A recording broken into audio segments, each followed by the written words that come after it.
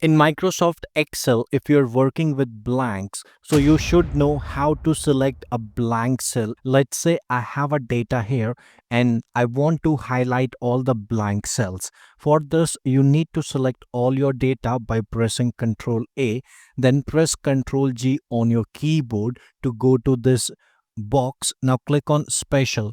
Here you have multiple options, but you need to select blanks and click OK. Now you can see your all blank cells are selected. Similarly, if you want to select a blank cell in a column, so select the column, press Ctrl G, go to Special and press blanks again, click OK, and you can select your blanks. Similarly, you can do this by applying a filter. Just apply a filter into the column.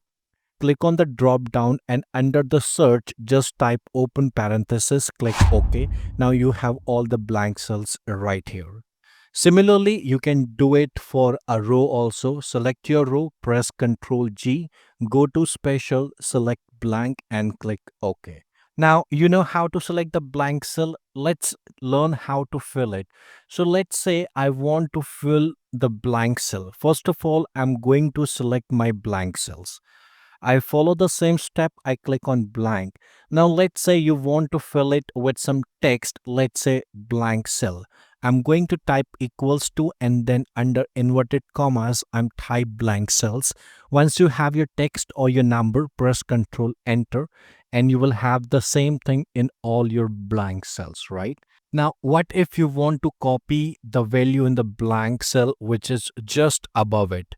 What I mean to say is, if I select the blank cell again like this, now here I want to copy this value which is just above it, this one. And similarly, I want all the blank cells to be filled with the values which is just above it. So I'm going to type equals to and I have selected the number above it and press Ctrl Enter and bingo. Now, if you want to check if your cell is a blank cell or not, you can do it using a formula also, that is blank. You just need to select your cell and if it gives you a false result, it means that cell contains some numbers. If it gives you true result, it means that cell is blank.